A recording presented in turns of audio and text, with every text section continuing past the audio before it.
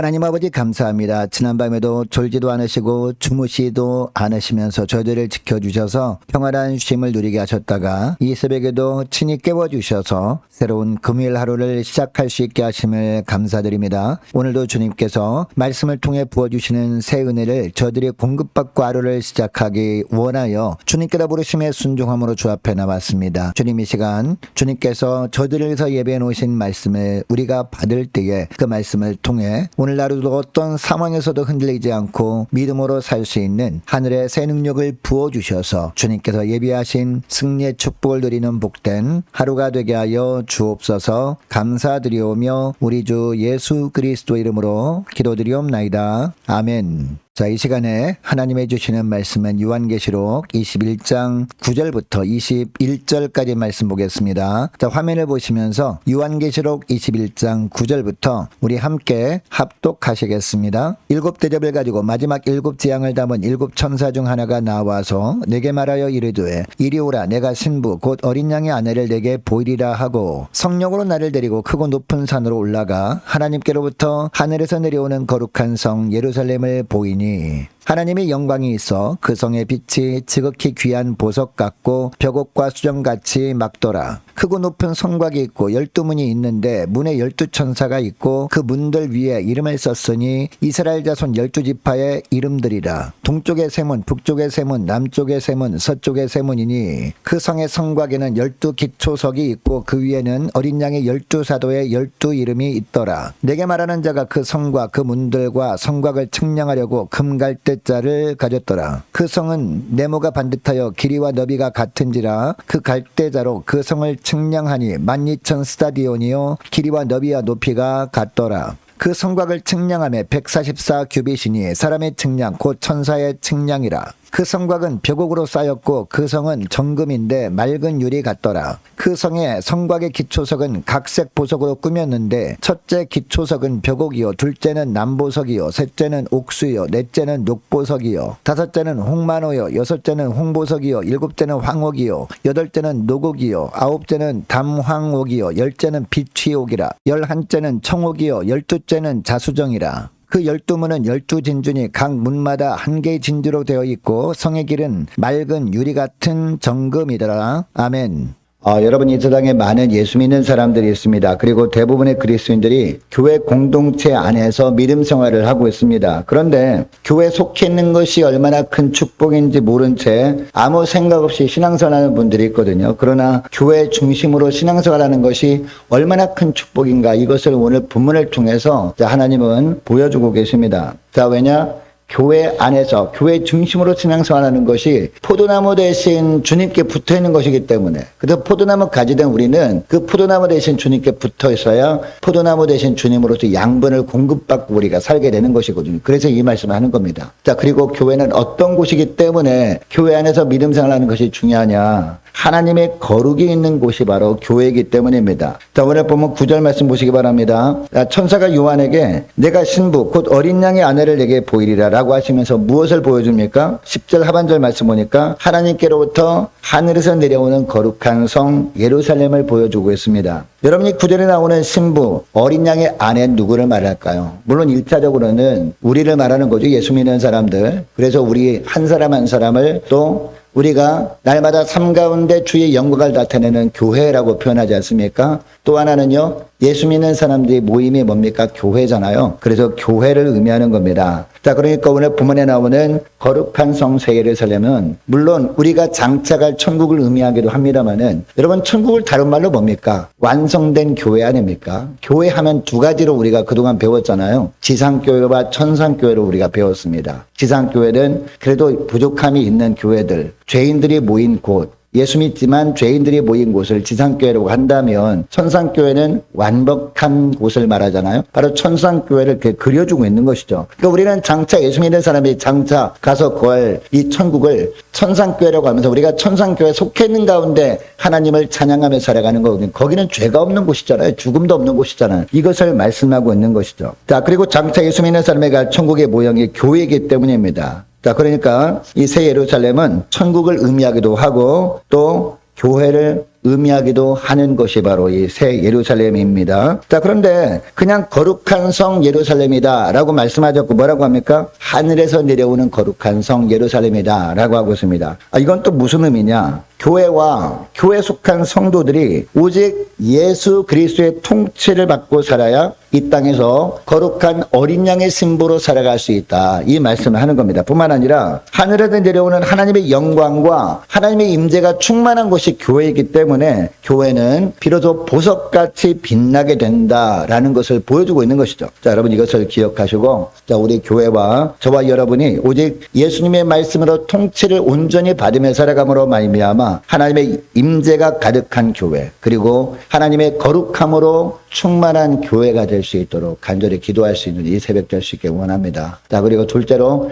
교회는 어떤 곳이냐? 교회는 복음이 터 위에 세워진 교회이기 때문에 교회 안에서 믿음 생활하는 것이 중요하다라는 겁니다. 복음의 터 위에 세워진 교회 안에서 믿음 생활을 할 때 주님께서 안전하게 보호해 주신다라고 말씀하고 있어요. 12절 말씀 보시기 바랍니다. 12절 보니까 새 예루살렘 성곽의 모습이 나오고 있죠. 여러분, 성곽은 어떤 역할을 하는 거죠? 침략자로부터 성을 보호해 주는 역할을 하는 것이 바로 성곽입니다. 여러분, 이처럼 성곽의 모습을 요한에게 보여주신 이유가 뭐냐? 하나님께서 이 거룩한 성 예루살렘을 얼마나 안전하게 보호해 주시는지를 보여주시는 겁니다. 또한 새 예루살렘에 문이 몇 개 있습니까? 12문이 있습니다. 12문이 있는데 12천사들에 의해서 철저하게 출입이 통제되고 있는 모습을 보여주고 있습니다. 자, 그리고 각 12문들 위에는 어떤 이름이 있습니까? 12지파의 이름들이 있었다라고 하고 있습니다. 그리고 13절 14절 말씀 보니까요, 새 예루살렘 성의 12문은 동서남북 각 3개씩 있더라. 자, 동서남북 3개씩 있으니까 총 12개잖아요. 이 말씀을 하고 있습니다. 또한 성곽에는 12기초석이 있는데 그 기초석 위에는 또 어떤 이름이 기록되어 있다라고 하고 있습니까? 어린 양의 12사도의 12이름이 새겨져 있다. 그러니까 12지파의 이름, 12사도의 이름, 무엇을 의미하죠? 구약의 교회, 신약의 교회를 의미하는 것 아니겠습니까? 자, 구약의 교회, 신약의 교회, 모든 하나님을 섬기는 백성들, 모든 예수 믿는 사람들 총 모임이 바로 천상교회다. 이 말씀을 보여주고 있는 것이죠.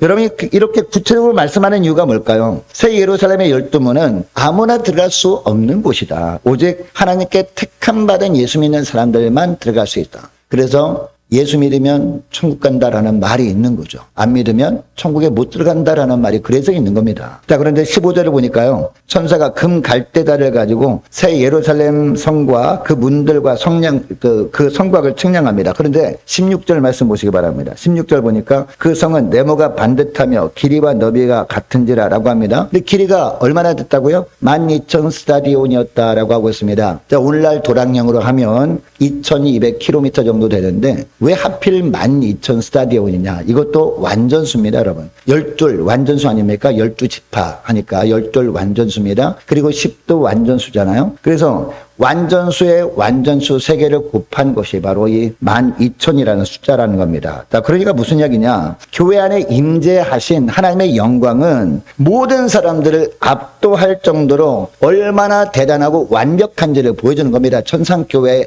임한 하나님의 거룩함이. 바로 이 말씀하는 겁니다. 그런데 이 거룩한 새 예루살렘 성이 어떤 모양을 이루고 있다라고 하고 있습니까? 정육면체를 이루고 있잖아요. 길이와 높이가 똑같잖아요. 정육면체 아닙니까? 근데 여러분, 이제 솔로몬에 의해서 지어진 예루살렘 성전을 한번 생각해 보자. 예루살렘 성전에 여기저기 초소를 만드는데 정육면체로 만들어야 하는 곳이 딱 한 군데 있거든요. 그곳이 어딘지 아십니까? 바로 지성소 안에 시은좌, 속죄소거든요. 하나님의 언약궤 위에 속죄소 아닙니까? 천사들이 양쪽으로 날개를 펴서 이렇게 있고 그 가운데가 속죄소. 그곳이 바로 하나님의 언약궤 위에 만들어져야 되는 곳, 정육면체거든요. 자, 그러니까 하나님의 말씀을 상징하는 언약궤라는 터 위에 이 속죄소가 세워져 있다라는 거죠. 자, 그러니까 이처럼 새 예루살렘 성도, 교회도 어떤 터 위에 세워져야 됩니까? 이 언약궤가 말씀을 의미하는 것 아니겠습니까? 이 말씀의 터 위에 이 선지자를 그리고 사도들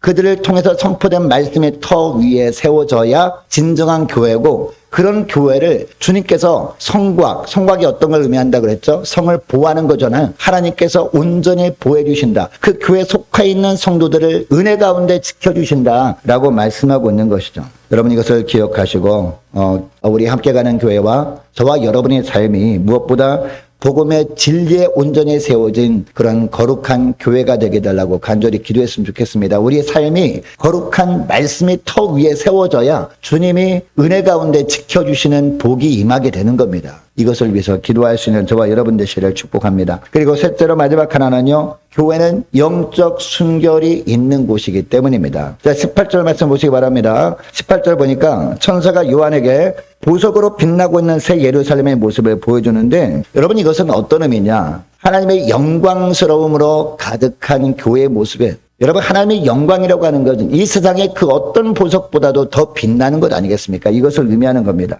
그리고 새 예루살렘 성의 기초석이 12보석으로 되어 있는 것은요, 12사도도 대변되는 이 신약교회가 12지파로 대변되는 구약교회보다 더 귀하다라고 하는 말씀을 하는 겁니다. 왜냐? 예수님이 이 땅에 오신 이후에 세워진 교회이기 때문에 더 귀하다라고 하는 겁니다.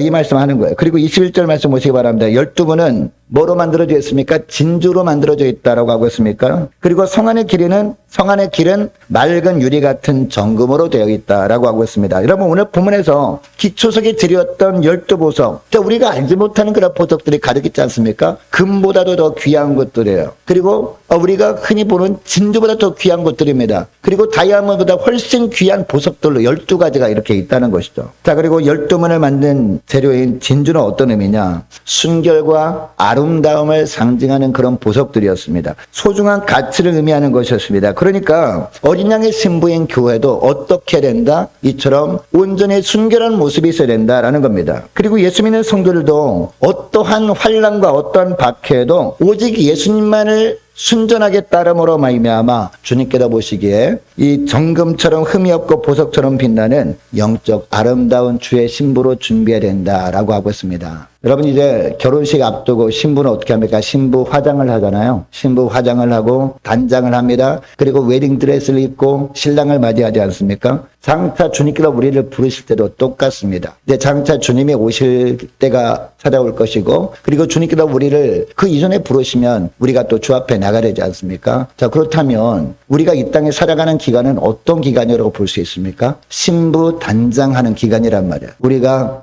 미용실에 가서 신부 화장을 하는 것처럼 주님을 맞을 준비를 아름답게 하는 기간이 뭐다? 우리가 이 땅에 살아가는 기간이란 말입니다. 이것을 말씀하고 있는 거예요. 그러므로 여러분 이 기간 동안 우리는 어떤 삶을 살아야 할까요? 순결한 말씀이 있는 곳, 그 주님의 몸된 교회 중심의 삶을 살면서 날마다 십자가 보일러 우리 더러움을 씻어내는 거, 이것도 뭐라고 합니까? 이걸 회개라고 하잖아요. 그리고 새 예루살렘 성인 교회 안에서 말씀과 기도를 통해서 아름답고 예쁘게 우리 영혼을 단장하며 살아가야 된다라는 것이죠. 이런 삶을 살다가 어느 날 신랑이 오신다라는 나팔 소리가 울려 퍼질 겁니다. 자, 그러면 다시 오실 주님을 우리가 그 단장된 모습으로 주 앞에 나가는 거예요. 그 단장된 모습을 요한계시록에는 뭐라고 합니까? 세마포 옷이라고 하잖아요. 그 세마포 옷을 입고 우리가 주 앞에 나가는 거죠. 여러분 이것을 기억하시고 순결한 말씀 있는 교회를 통해서 회개와 말씀과 기도를 통해서 영혼을 아름답게 단장하며 지내는 저와 여러분 되시기를 축복합니다. 이런 삶을 살다가 신랑이 오신다